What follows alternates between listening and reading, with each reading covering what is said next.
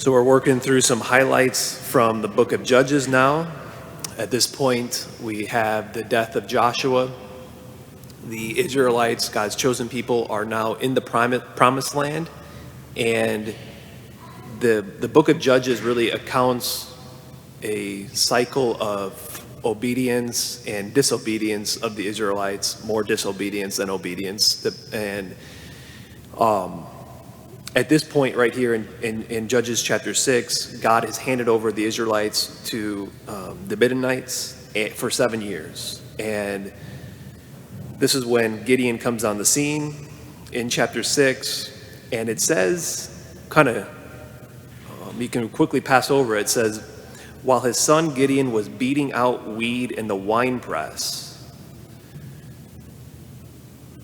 So typically when you beat out the wheat, right? Jesus talks about it in the Gospels too. You usually use a threshing floor. It's a flat, typically a stone, and it's elevated and it's out in the open, so that when you throw up the wheat, the wind will take away and separate the wheat from the chaff. The wine press is not that. You don't beat out the wheat in a wine press, but that's where Gideon is. Because a wine press is either a hole or it's certainly surrounded. And so this is where Gideon is. Why is he there? Because he's hiding. So if we just peek into that wine press for a second and peek into Gideon's heart, he's scared. He's probably lost hope. He's probably in the spot where he feels rejected and dejected from God. You hear that in his cry out. He says, my Lord, if the Lord is with us, why has all this happened to us? Why is all this evil happening? Why are we being oppressed?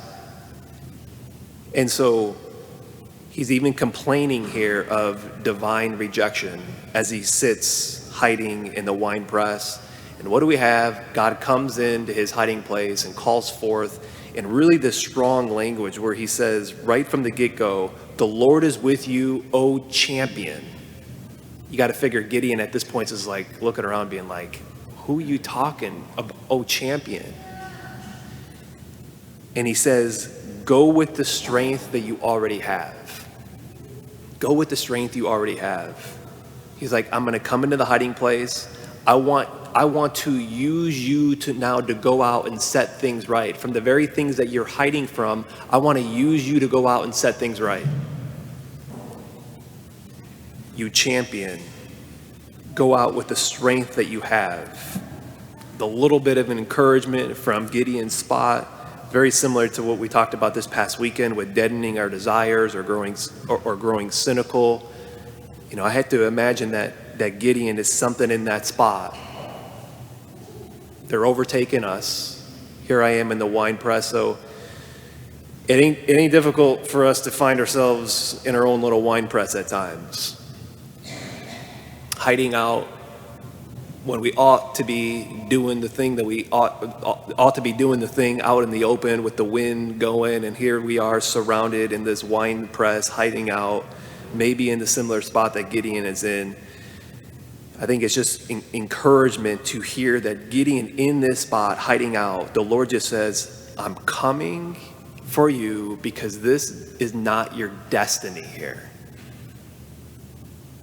As you're hiding out in the wine press, I want to use you to set things right. The very things that maybe you're scared about, that you've grown distant from, that you've kind of chucked up, I want to use you to set things right. And so when we find ourselves in a wine press, I think it's for us to listen. It's for us to listen to the Lord, because we know he's always coming. We know he's always not only coming, he's always here. And maybe especially wanting to give us that type of encouragement when maybe hearing the thing that we least expect to hear, like Gideon. Go forth, O champion, with the strength that you already possess.